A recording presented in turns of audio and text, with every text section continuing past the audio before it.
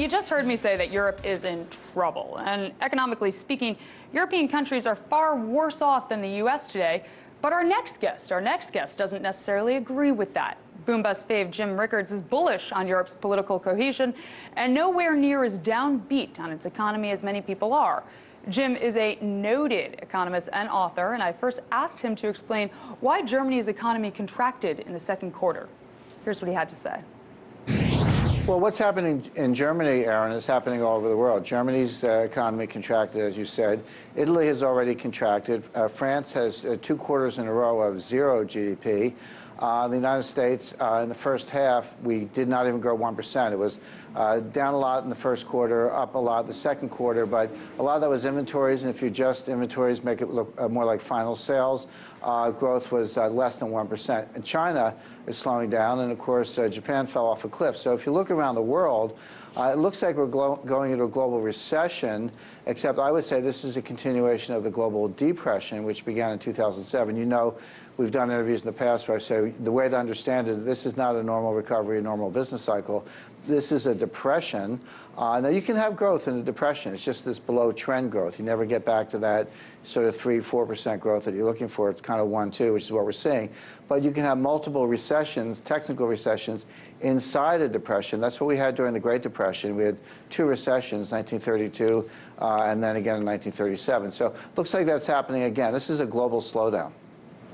On that note, you know, this was before the sanctions on Russia were even applied, what's happening in Germany and Europe. So do you think economic sanctions will dampen the economy in Euroland and the UK even further? There's no question about it. It's a very good point. Look, the sanctions are supposed to be political. This is primarily a financial war between the United States and Russia. I think that's the right way to understand it. Europe is being dragged along kind of against their will. The U.S., you know, they're all NATO, not all, but a lot of them are NATO members. They feel they've got to support the United States. They may not be happy with what Putin's doing in Ukraine and Crimea, but, you know, it's just not a core interest for them. What they want is to make sure the natural gas keeps flowing through Ukraine. So there are geopolitical reasons for this, but there's no question that the impact is another drag on growth. So we have all the drags that we just discussed all over the world, and now we have a new impediment to growth. And then, of course, it's just a matter of time before the China credit bubble collapses. And then the U.S. is not too far behind in terms of our stock and housing bubble. So this is a setup for, you know, at best, a continuation of the depression and a technical recession. But at worst, maybe, you know, markets breaking, something more like 2008. Jim, do you see Europe escalating its sanction regime or letting the temporary sanctions just expire over time? I see Europe doing as little as possible. Look, the relationship between Germany and Russia is very strong. Remember, Angela Merkel grew up in East Germany at a time when it was part of the Soviet Empire. Vladimir Putin was a KGB officer stationed in Germany. He speaks German, she speaks Russian. They've got a lot going on in terms of the Nord Stream pipeline. I mean, there's no more kind of natural alliance in the world than Germany and Russia. Germany is a technological powerhouse. Russia is a natural resource powerhouse. Germany needs the natural resources. Russia needs the technology. So that's kind of a match made in heaven. So, look, Merkel's going to do what she has to do publicly. She's got to go along with the president. Bear in mind, Obama's the one who tapped her phone, not Putin. Mm-hmm. So I think the German-Russian connection is very strong. But, yeah, there's a little bit of posturing. But I think Europe will do as little as possible.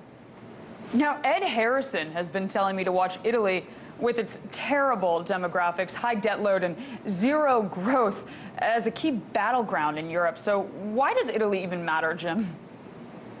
Well, Italy matters. It is one of the largest economies in the world. By the way, they're 4th or 5th in terms of the largest gold holders in the world. I tend to think of the European gold as all the members of the Eurozone combining their gold into a total stash of over 10,000 tons, which is more than the United States. But if you take the members individually, Germany is the largest, but France and Italy are right behind. So Italy's a major gold power, very large economy. By the way, I love Ed's analysis. I read it all the time. I think he's one of the best. But my advice for Ed is actually go to Italy and look around, because what you find, you know, Italy is notorious for the underground economy. So yes, maybe the demographics are not all in their favor, but there's a lot of unemployed youth labor that can be brought back into the workforce. There's a lot Italy can do to, you know, help promote exports. You know, of course, tourism is a very important part of it. So I think Italy's never as bad as people think, mainly because, well, largely because of the underground economy. I like that, and maybe our show will send Ed there. I know he's smiling right now hearing you say that, so thank you, Jim. Now, you've been bullish on European institutional cohesion, but what about the economy? Where is it headed? Well, look, clearly it's slowing down. Whether the whole Eurozone goes into recession is a little bit academic. The major members are either in recession or verging on that in the case of France and Germany. So they're slowing down, but the whole world is slowing down. So I don't think what we're seeing is unique to Europe. Where I give Europe credit, the ECB has better monetary policy. I like to say Mario Draghi is the only central banker in the world who actually understands central banking. He knows that you're supposed to, talk little and do less. The people at the Fed can't shut up. There's always a governor or a president giving a speech every other day, confusing people, contradicting themselves, et cetera. So U.S. is a mess. But I think Europe does it right. So they've got a lot of gold. They've got a much more sound central banking policy, and they've got a lot of assets, including Chinese capital. Chinese capital is pouring into Europe because the Chinese want to get away from U.S. dollars. They've got multiple trillions of dollars of U.S. dollars denominated securities, so they're trying to diversify. So Europe has problems. There's no question about it. But my point is the whole world has problems. Japan fell off a cliff. The U.S. had a terrible growth in the first half. So you look around. Russia's slowing down. Russia's a very large economy also. China. So these problems are worldwide. Europe is not going to escape the world, but I think fundamentally they're doing a lot of things better than the rest of the world. Jim, I'm interested in the political aspects of all this. So arguably France, that's now in the periphery, and austerity-committed Finland has seen its economy stalled. So do you think this tips the scales against Germany politically? No, I think Germany is still politically, they're still the powerhouse of Europe. They're still the leader of the Europe. Look, Germany wants the euro. And actually, the rest of Europe wants the euro. The politicians complain about the euro in places like Greece and Spain and Italy, and then the academic economists, people like Krugman and Stiglitz and Rubini and others, they say, you ought to break out of the euro, go back to your old currency, devalue your currency. That's all nonsense. First of all, it's not good economics. You can lower your unit labor costs internally. You don't have to do it through cheapening your currency. In fact, cheapening your currency only gets you inflation. So it's bad economics.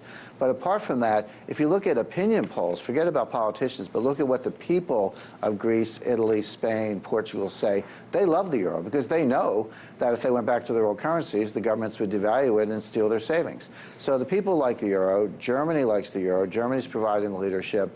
I like to say that Merkel is the only head of state who understands economics because she's not an economist. That was author, economist, and boom bust all-star Jim Rickards. Time now for a very quick break, but stick around because when we return, RT correspondent Manila Chan is sitting down with me to discuss the downward spiral of Atlantic City. So here's the question: can the once glamorous, who doesn't love Boardwalk Empire, glamorous gambling destination regain its glory days? We're going to look into it coming right up. And it's the end of the week, which means we're bringing you the best of the very best from this past week. Plus, remember, you can see all segments featured in today's show on YouTube at youtube.com/boombustrt and on Hulu, hulu.com/boom-bust. Now we got to go, but before we do, here are a look at some of your closing numbers at the bell.